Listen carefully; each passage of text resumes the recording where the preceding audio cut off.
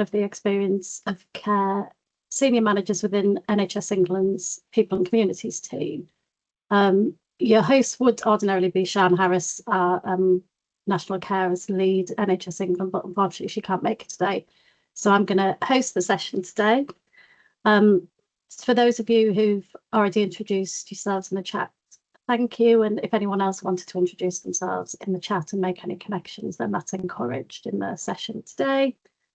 We're fortunate today, we're going to hear from Dr. Abby Woodward, and Abby's going to talk to us about meeting the needs of South Asian carers through culturally relevant social prescribing. So we're really looking forward to hearing that session.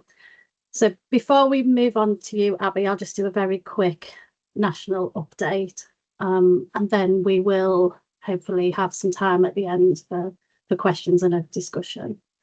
So if that's okay. So just a couple of things I wanted to just highlight from the national perspective here at NHS England. And Steve, if I've missed anything at the end, do jump in. So we are, for those of you who are not already aware, we are in the process of starting to plan our 10th annual Unpaid Carers Conference. We're working towards that taking place in the autumn of next year, and we're hoping for that to be an in-person conference. We will be setting up a working group with lived experience partners in the coming months, so look out for that, and we will keep you updated, and of course share details nearer the time. Some of you may be aware that we're doing a piece of work engaging with young carers at the moment. So we're working with young carers, PPV partners, leading a series of participation workshops through the autumn, with the aim of a Young Carers Summit probably in January, and that's working across a number of stakeholders and different government departments, and the workshops will be focusing on the young carers' experiences and voice in relation to barriers to identification, and the outputs from those engagement sessions will be fed into the Young Carers Summit early next year. Again, that we'll keep you updated on that, because I think there'll be some really interesting insights around young carers' experience of care. And they have been, the young carers with lived experience have been central to this process. So they've been involved in and planned with everything, co-produced from the beginning. So it's a really great piece of work that really focuses on young carer voice. Steve has been working really hard to produce a short video to showcase the young carers top tips for general practice, and that's in its final stages. We will keep you updated, but we're hoping that that'll be ready to go out within the next month or so. Steve, is that about right from your perspective? Yes, right. Yeah. Within the next month or so it will be ready.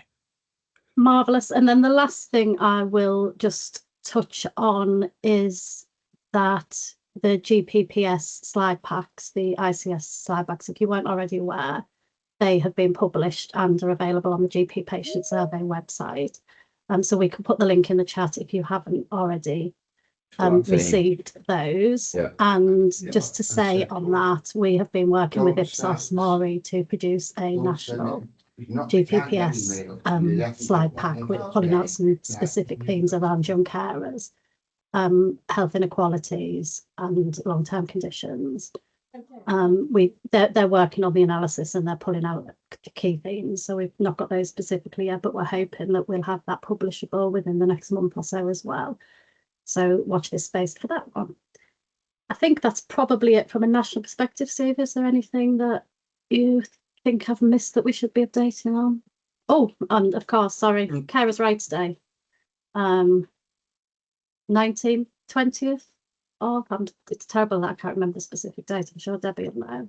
I want to say the 19th, but now I'm doubting myself. Steve's nodding at me.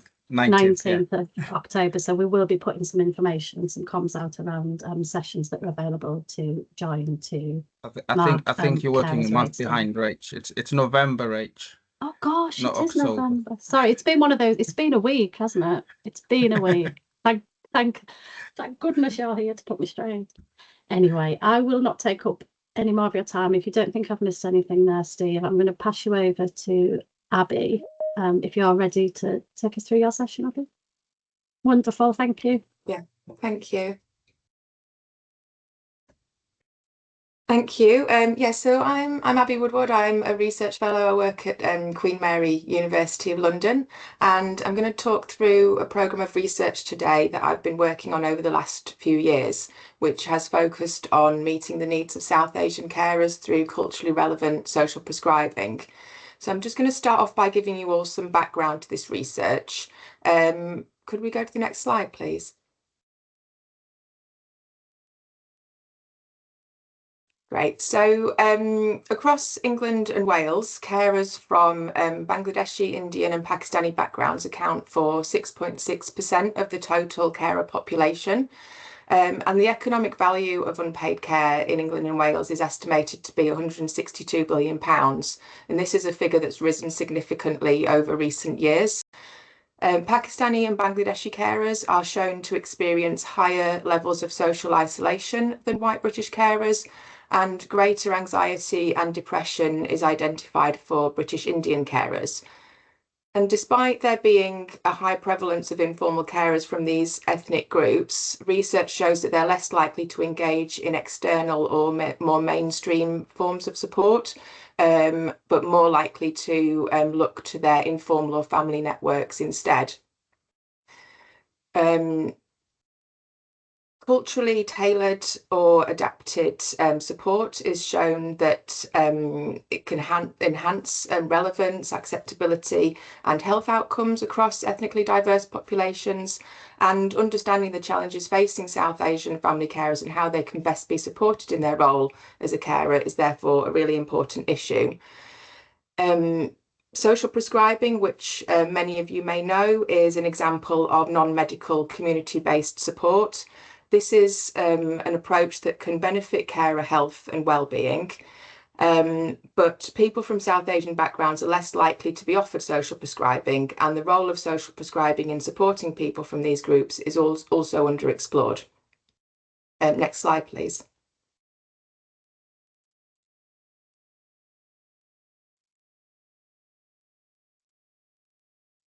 You have the next slide, please.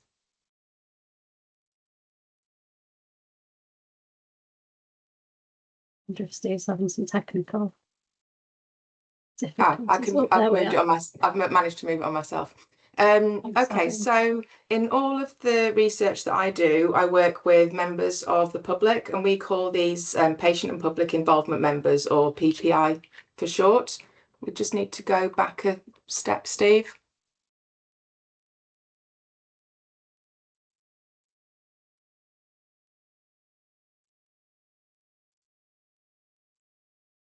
Is it showing up? Yeah, can you just go back one? I think we've just skipped forward too fast. Great, thank you. So we call this PPI for short. It means that we're involving members of the public in our research. Sorry, we're on the wrong slide again.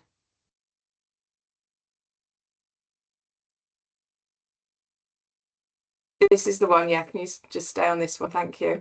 Oh, okay. Great, thank you. So we involve members of the public in our research. Sometimes we might call these public contributors or experts by experience. And patient and public involvement needs to be at the heart of all of our research. And the two projects that I'm talking to you about today have included PPI members who are from South Asian backgrounds and also have experience of caregiving. So they contributed to the projects in various ways, such as even before funding was agreed, to look at how we can refine research questions and making sure that they fit with the needs of the communities that we're doing the research with. They act as critical friends and they question our assumptions, which is something important in academia. So they use their lived experience to do that. They can get involved in translating study materials, and the example that I've got here is a recruitment flyer that we used in one of my projects, where we translated it from English to Urdu so that we could reach more people. They review interview questions for us, make sure that they're worded in a way that is going to be clear and meaningful to the people that we're interviewing, and they all offer their own perspectives from their cultural background as well. They can help us with analysing qualitative data from interviews and identifying themes that might come out of that data. And they get involved in co-designing different outputs. So I've developed infographics and animations that I'm going to share later on, and they've been very much involved in the co-design of those. I've also involved PPI members in co-facilitating activities such as workshops and focus groups, and invited them to conferences and events to present findings and share their experiences of getting involved in research. Next slide, please.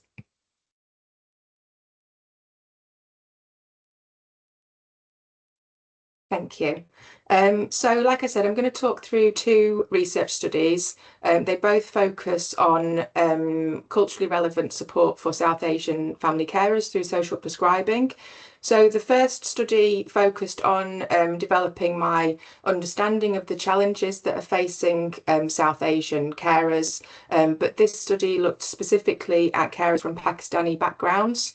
The study explored the role that social prescribing can play in supporting Pakistani carers, and this was done through a series of interviews with both carers and social prescribing stakeholders such as healthcare professionals, link workers and representatives from voluntary and community sector organisations.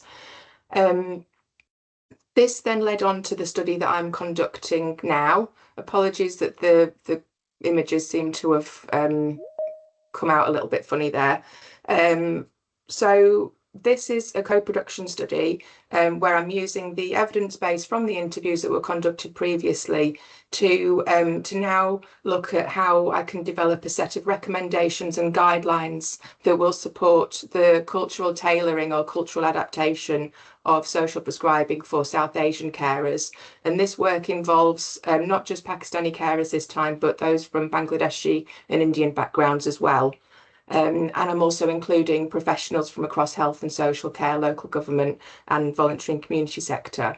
So I've carried out a series of focus groups with carers and professionals earlier this year. I'm now at the stage where I'm about to complete the third workshop. The first two were held in September and October, and then the next one is going to be taking place next week. And then following this, there'll be some group interviews to test the co-produced framework. Next slide, please.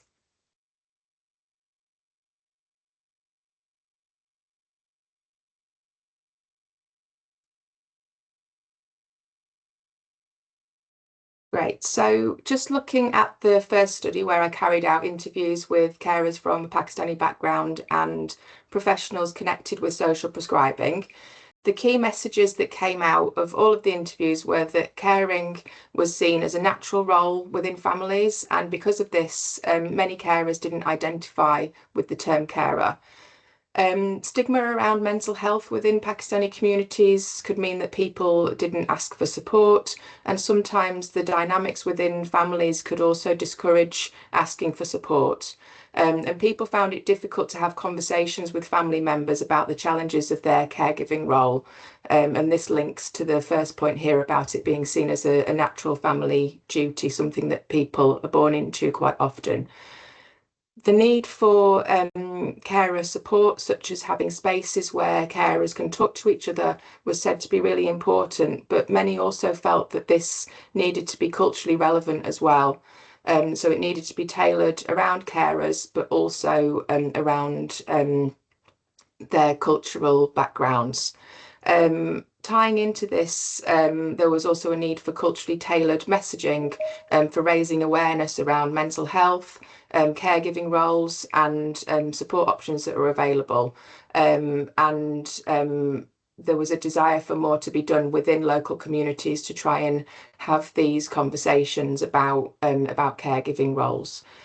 And then connecting to all of this, it was also said to be very important to have spaces within communities that are culturally rooted so that they can help to deliver support to carers and raise awareness it was acknowledged that this obviously involves a lot of investment in time, money, but also building strong relationships between healthcare and local communities. Next slide, please.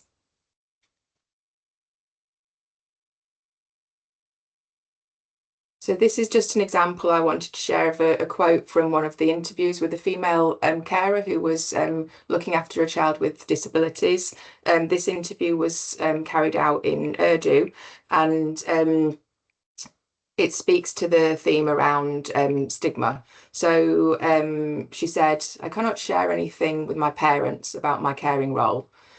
They will feel like I've failed as a mother. I don't even meet people because people judge me. So no one comes to our house to visit. I don't meet anyone because of my children. Our Pakistanis do not know about autism and ADHD. They are too far behind. To relax, I speak to my sister every day. She lives in Pakistan, but I haven't even told her about my children." So this person was extremely isolated. You know, she felt very judged for having a child with disabilities, and had never opened up to anyone about that. Can I have the next slide, please?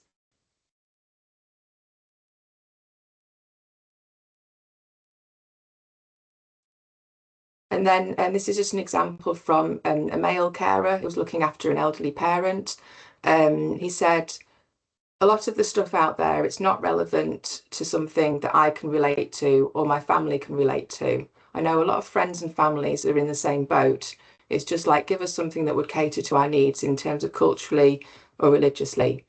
So again, highlighting, as the slide with the findings showed, that there are gaps in support. This person needed something that was both relevant to him as a carer, but also that was relevant in terms of his cultural and religious background and beliefs as well. Can we go to the next slide, please? Right, and I'm hoping this is going to work then, that Steve, you've shared your audio, because we just need to play this video. So I'm just going to see if it works. A family carer is someone who provides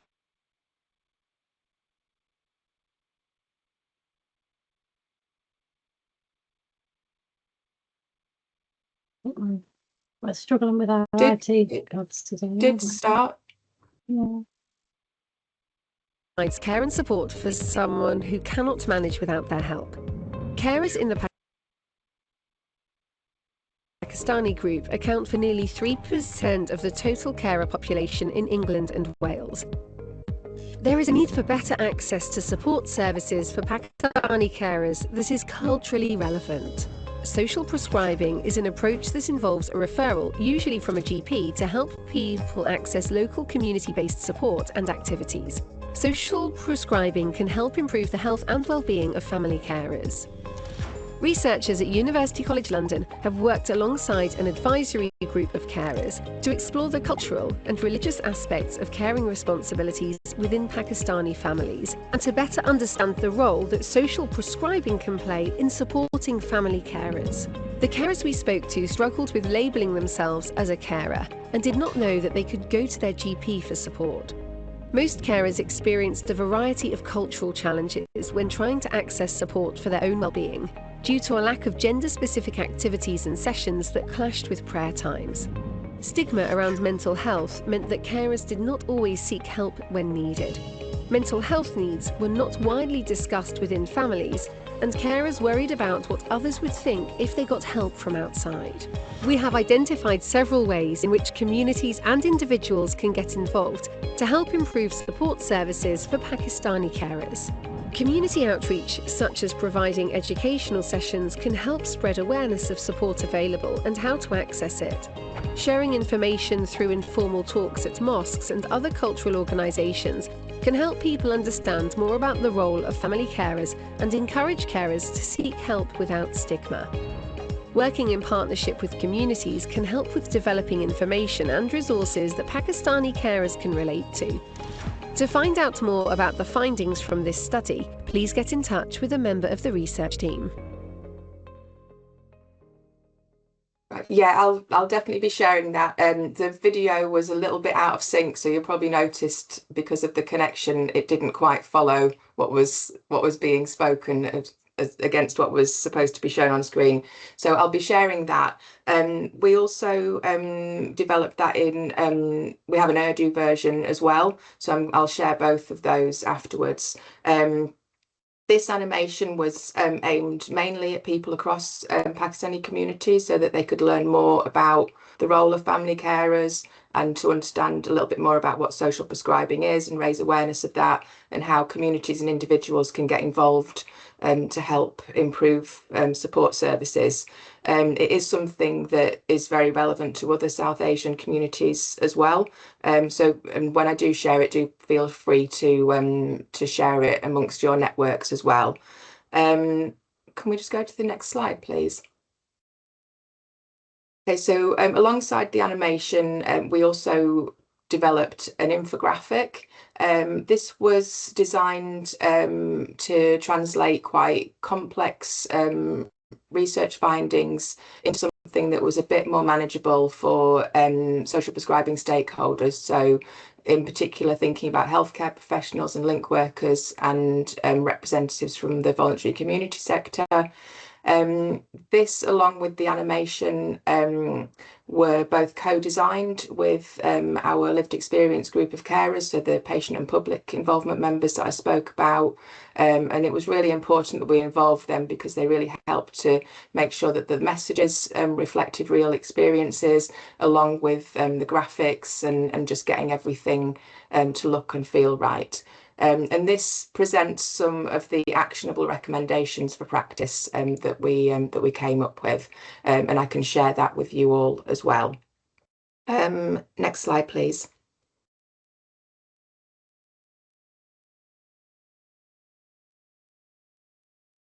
Okay, so this is just moving on to the second study, which builds on the findings from all of the interviews.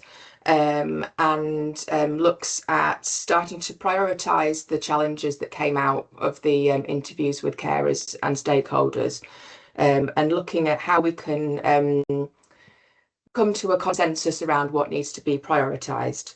So this project included South Asian carers from across Pakistani, Bangladeshi and Indian backgrounds.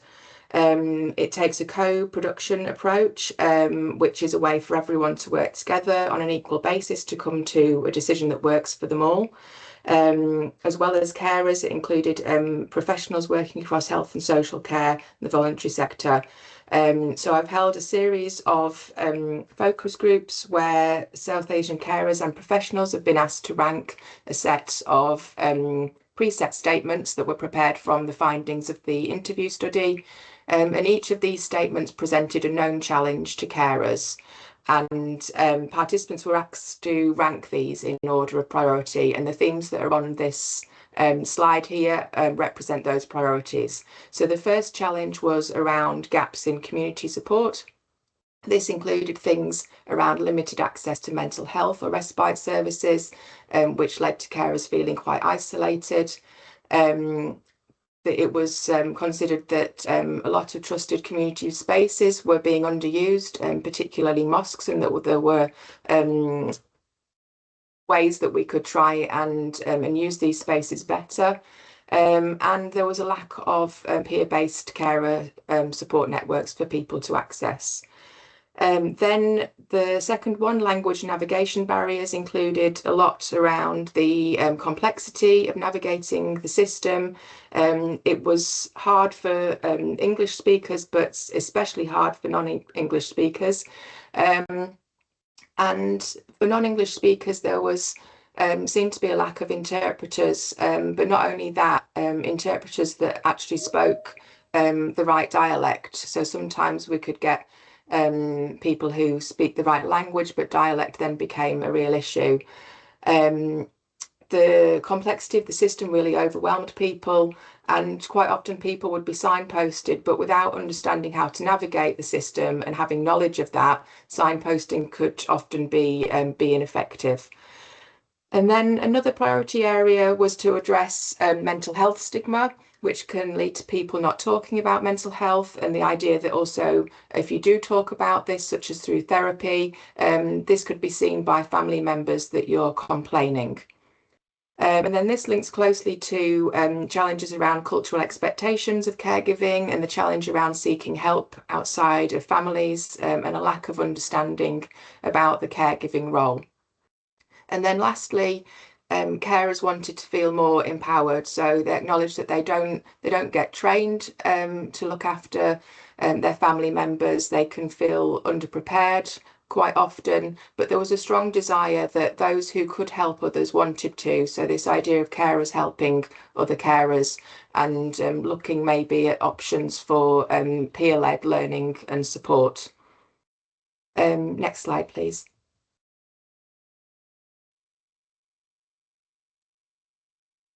Okay, so I've included here a couple of quotes from the focus groups with carers that link to several of those priority areas that I've just gone through.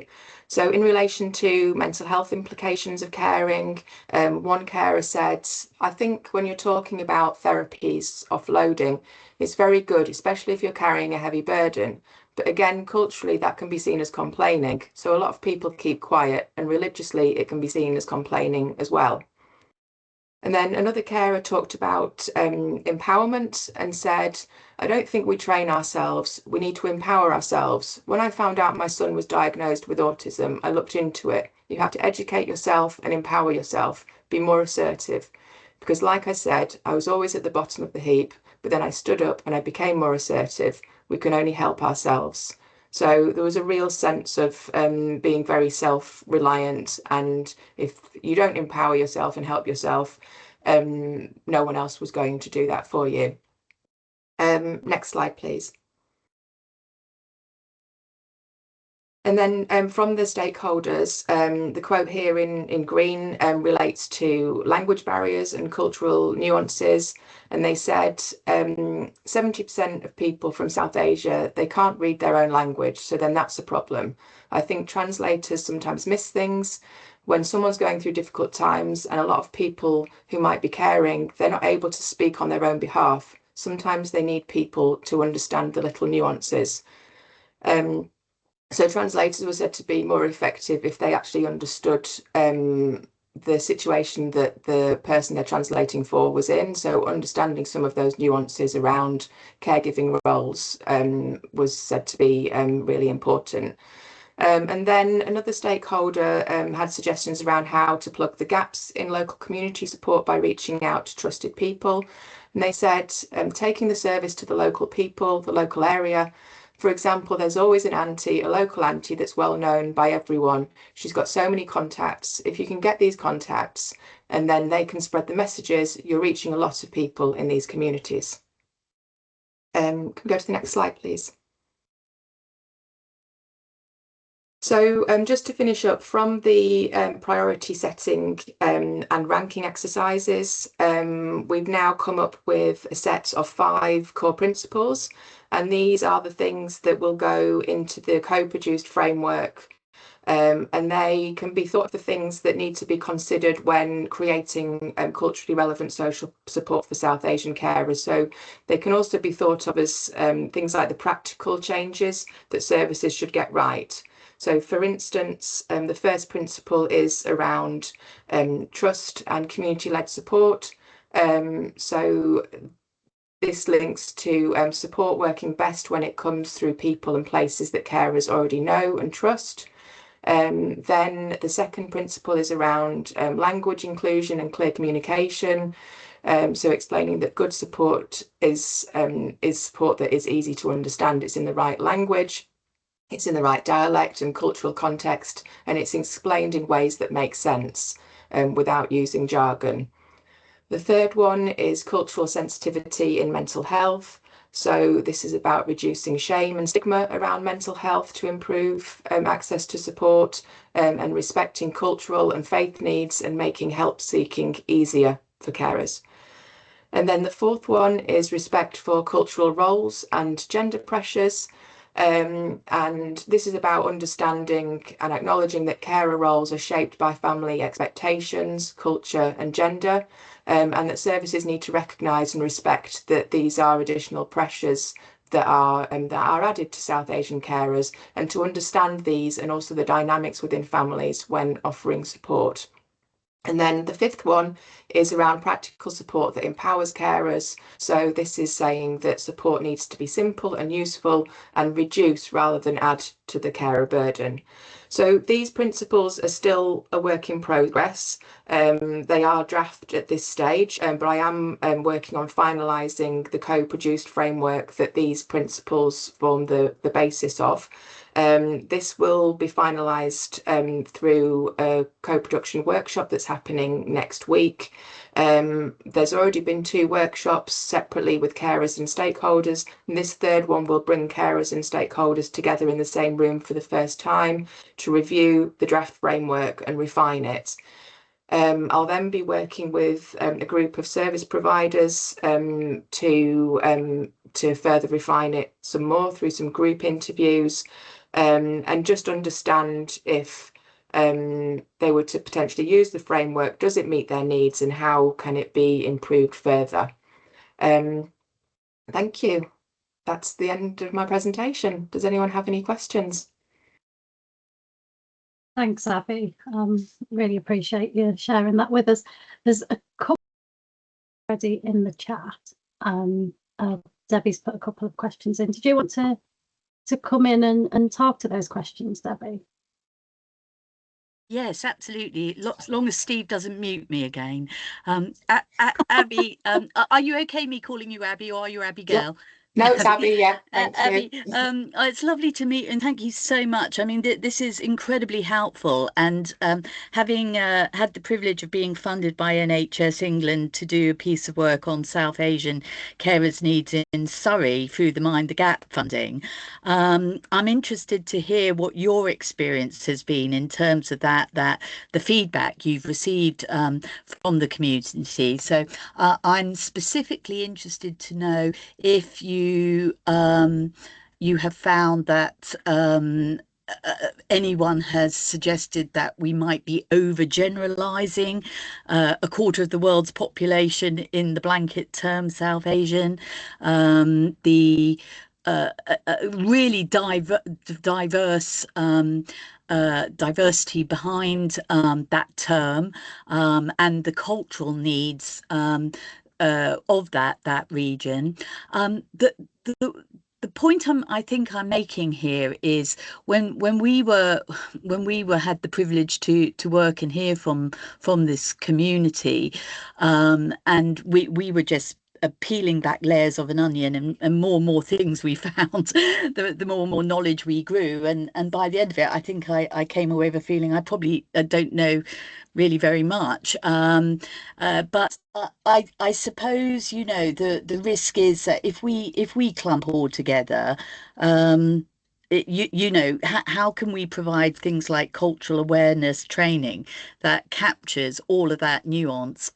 My second point was in terms of things like, you've talked a lot about language and interpretation, and again, this was a big feature in the conversations that we had. Although I'm happy to say that for many of the South Asian carers in Surrey, English was their first language, so second or first language.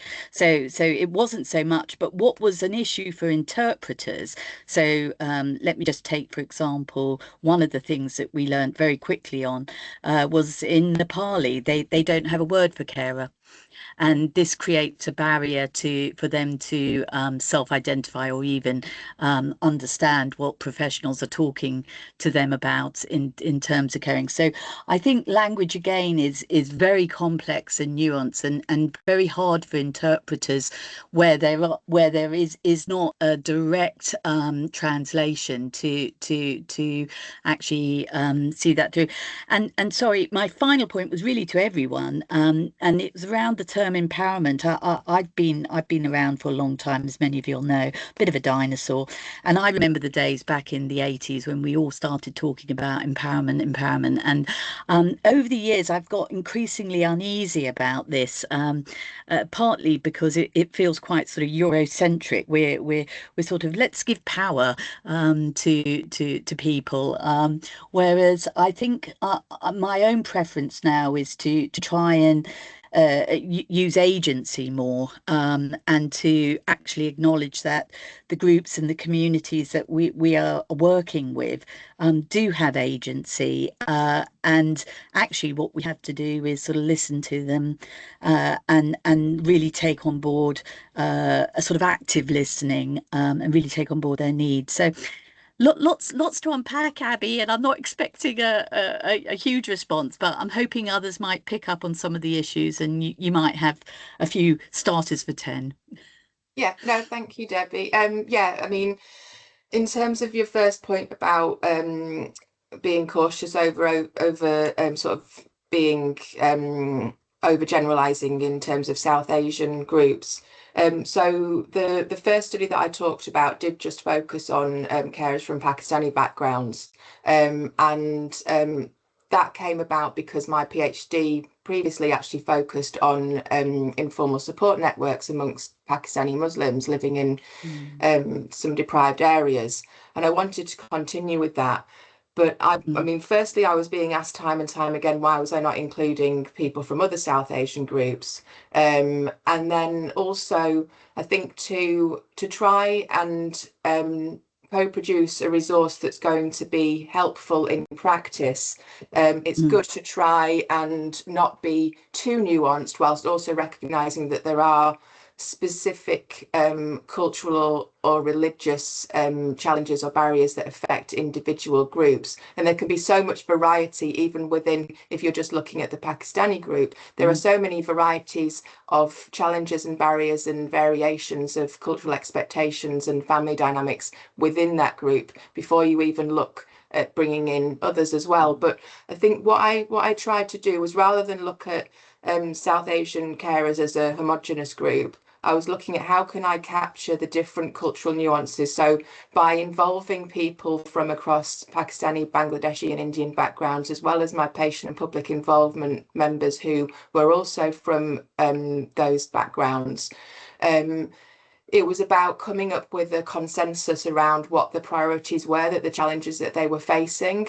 And there were so many crossovers, and everyone's worked so well together to talk about their experiences and the challenges that they face in their caregiving roles, whether that's to do with the system, their families, cultural traditions, all sorts of things. Time and time again, they've come up with the same things, and everyone is they're working together to come to a consensus around the main challenges. So there will be nuances within that. There will be other things that aren't captured. That I think the same for any group. There's always going to be something that's personal to someone or an individual.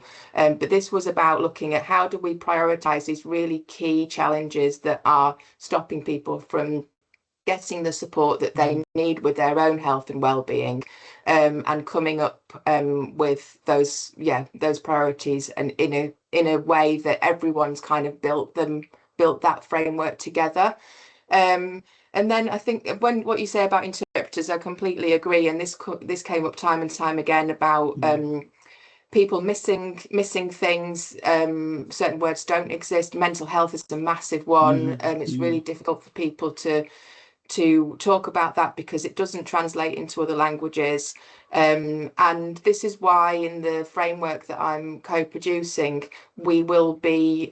it highlights that we need to have these culturally relevant messages. We need to use words that actually are relevant to people, and we need to understand what those words are. How do we explain mental health without it being a stigmatized thing? Just the word mental, people dislike because it implies that they're crazy, or they've got something really wrong with them. So it's moving away from those stigmatizing labels and understanding what works for specific communities. And I think involving more people like carers, helping other carers who have been through this and have come out the other side and are able to sort of pass on knowledge and information and support around how they got over these hurdles is really, really helpful as well. I'm not sure if I've answered all of your points. No, thank you so much, Abby, and I hope we can connect outside of this to look at the work we're currently doing on PCREF and carers. Yeah, great, thank you. Thanks, Debbie. Caroline, you've got your hand up. Do you want to come in?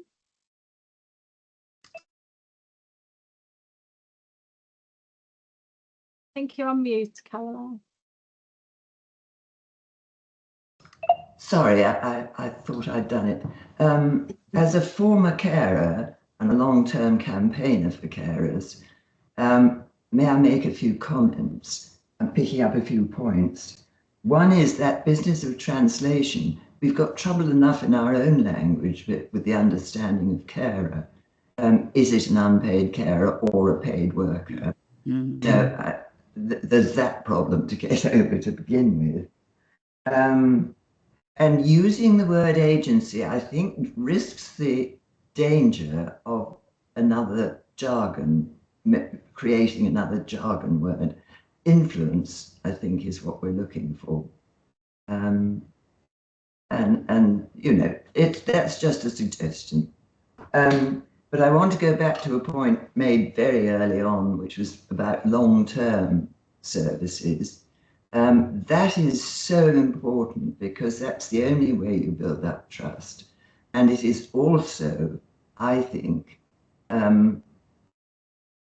important because carers' situations change. And just because you put in a service for them or you've got them into a group or something like that, doesn't mean that they won't need attention later. And I think long-term is so important, and to recognise that it's a very fluctuating situation being a carer. You're living on a basically a volcano, and you never know where it's going to erupt or how. And I think it's such an important aspect. Okay, sorry, those are my reactions. No apologies, Caroline. Really appreciate your comments. Thank you for coming in. Was there anything that you wanted to add following Caroline's comments, Abby? I'm just thinking in terms of what I've presented on. Yeah, like I think the final point about long-term support. I think this is why, in terms of the research that I've done, it seems to be coming out time and time again that more peer support is needed, and this is something that people really value, because sometimes the support services or programs that people access, or some of the more formalized groups, can be quite short term, or things run out of funding and they will, there's a great group that someone is going to, and then all of a sudden it stops and there isn't something to replace it. So thinking about how care and support can be sustained longer term, this is why people time and time again are saying that they want more carers like themselves that they can talk to, whether that's online, in person, through networks like WhatsApp. They really value that time where they get to talk with other people. And even the focus groups and the workshops I've done, I had one carer at the end of one of them come up to me and say, can you not run one of these sessions every week? I really benefited from sitting around the table and talking to other carers. So I am looking, not at holding something every week because I wouldn't be able to do that, but I'm looking at how I can connect more carers with other carers through getting some funding to run some sort of network and engagement event, so that I can try and initiate something for the people that I've been working with, but also a wider group of carers as well. Thanks so much, Abby, and thanks, Caroline, for your question. We've got another question. Sorry, Mike.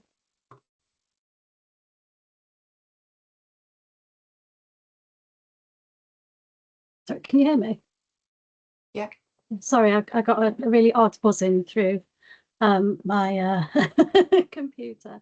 Yannick from Guy's and St Thomas's, do you want to come in? Question? Yeah, thank you very much. It's really interesting, and we're just looking into exploring a little bit about cancer carers at the moment, and what are the gaps and what can we do to improve the support given to carers for cancer patients. And I was just wondering, if you develop all these really good resources and they're good groups, etc., what do you think are the best means of actually getting that information out to people? Because sometimes we feel like there might be really good things established, but people might not find out about them. So did you talk to the carers as well that you worked with around what's the best ways of getting information out to them, and what's sort of a trusted source, I suppose, of getting that information out? Yeah, so it's a really good point, because it's very hard to reach a wide audience once you develop something. So far it's been about sharing the resources with as many contacts as possible, and then hoping that that kind of snowballs and that people can then share it further with their networks. Obviously, coming and presenting at sessions like this is a really good way of sharing information.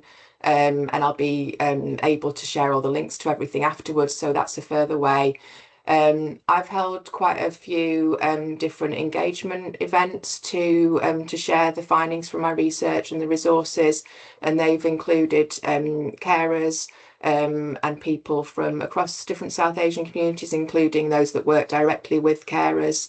But in terms of how to sort of elevate that and scale it up, I am looking at what I can do following on from this current project. So this co-production project will end in March next year, and I'm applying for some funding to do a bigger project around how I can hopefully implement the co-produce framework. So how can it be used in future if we're looking, for instance, to culturally adapt some existing support for carers? How can we culturally tailor it using that framework and other methods to make them more relevant? And part of that project will be around sharing the existing resources more widely, so sort of mobilizing them, getting the information out there in other ways, because unfortunately with research funding, once one pot of money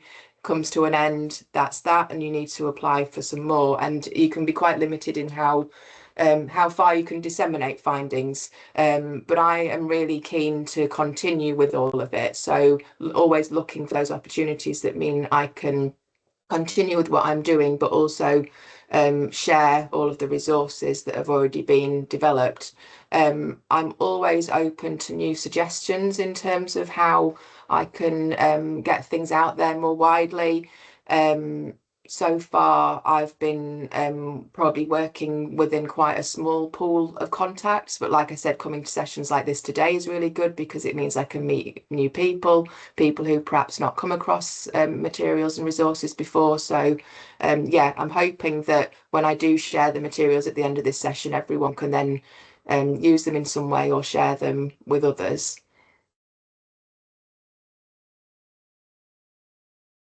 Thanks, Abby. Steve, how's your IT going? Because I know you put a question in the chat. Do you want to come in? Yeah, I have a go. Yeah, it was just basically around young carers, Abby. To say, did you come across any young carers, and what were their experiences like in terms of identification and accessing support needs? So no one has taken part in the research who has been a young carer, but there were quite a few carers, particularly who took part in the focus groups for the co-production study, who they'd been caring for, they're in their 40s, for example. Now they've been caring for the last sort of 20 or 30 years, but not. I think the key point is that they didn't realise until very recently that they were a carer. So they'd just been doing that role and getting on with it, but also struggling with it, and not identifying that what they were actually doing was that they were a carer, that they were an unpaid carer.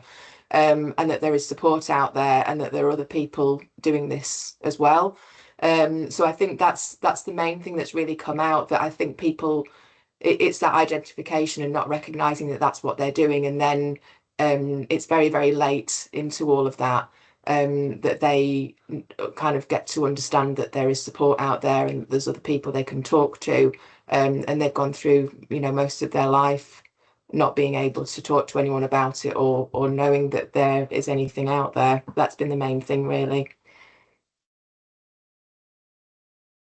Thanks. Ramsey, nice to see you. Long time no see. Did you want to come in and ask a question? Thank you very much. Yeah, nice to see you too, Rachel. Really interesting presentation, really interesting findings. I mean, I suppose triggered my thoughts was Steve's question around young carers, and I suppose, did you find, or do you anticipate any difference between the needs of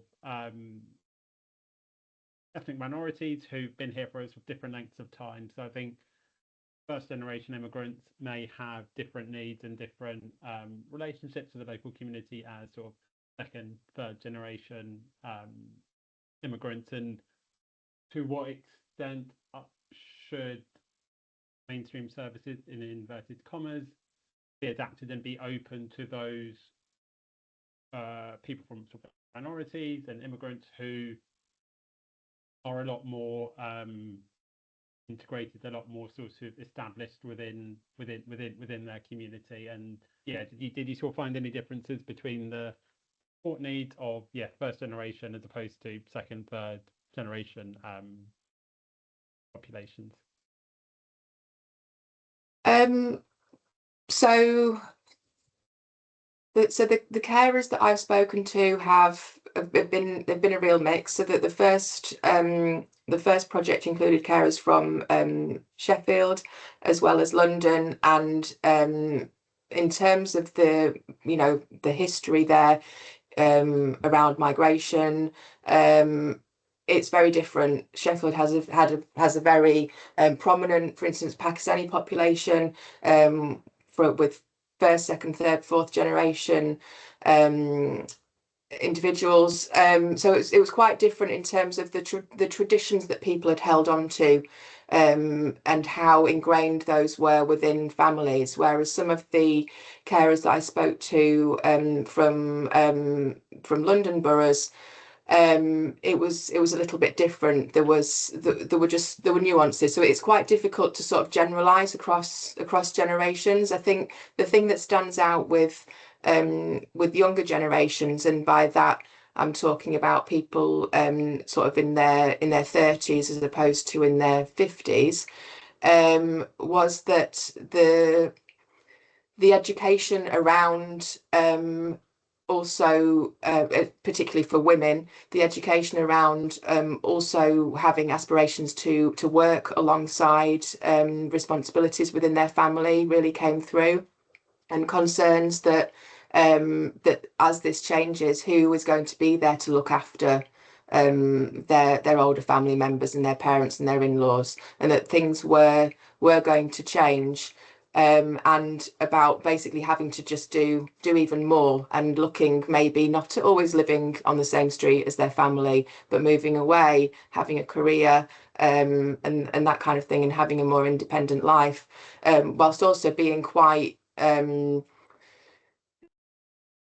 sort of beholden to their family traditions as well. So kind of being in this sort of a bit of a hybrid state, really, of kind of seeing that things are moving forward, but still holding on to those traditions and being quite uncertain about what that means for care in the future. So I'm not sure if that fully answers your question, because I haven't done any research with young carers, so I can't really speak to that.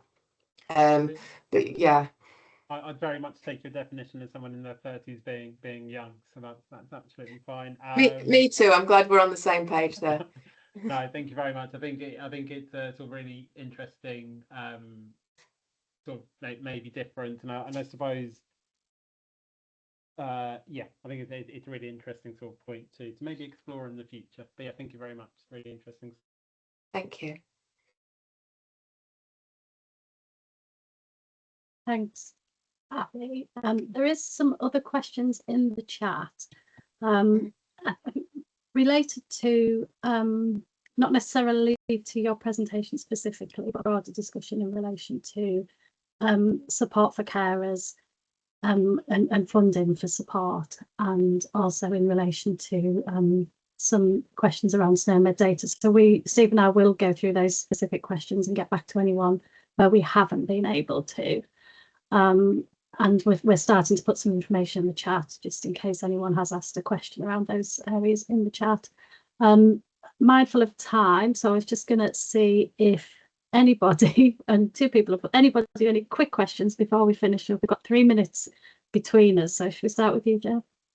Not a question, just wanted to say thank you for those that have responded in the chat. And no disrespect to you, Abby, that I'm using the opportunity to get some information from such an informative group of people. So thank you, everybody.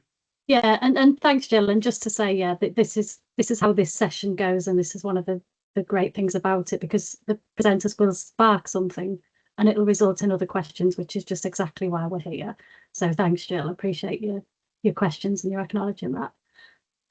Magdalena?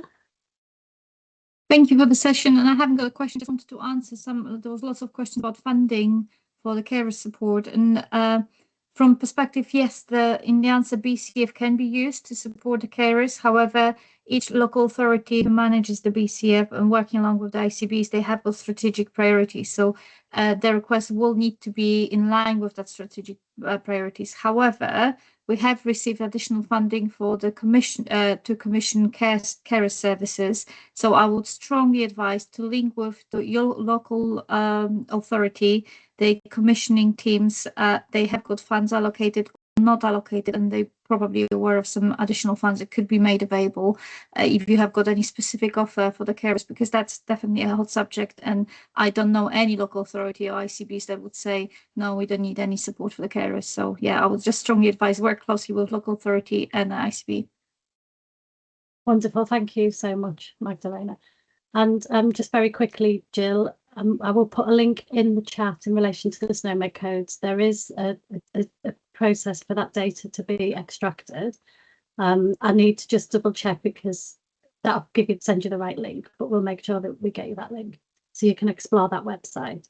Any other comments, questions? Or I think we all just would really love to say thank you to Abby for joining us. A great session, and yeah, just on a personal level, I've learned so much today. And I think this, thanks to Steve for creating the space where we get to come together, learn and share. I think it's invaluable. So thank you. Susan, did you have a quick comment before we go? Just a quick comment. I think someone else had already started the conversation about using the word empowerment. I also don't like the word empowerment. I prefer to use enable, because empower seems to suggest that you're giving somebody power, but we do all have power. Thank you. Oh, thanks, Susan. Really appreciate that. And we'll definitely take some of those comments around the use of language into our conversations in NHS England, because we have been having some conversations recently around, the messaging in relation to unpaid carers. So we'll take that added in as well. So I'm going to say goodbye now, bang on 11 o'clock. Thank you so much. We do have the bi-monthly lunch and learn on the 19th of November.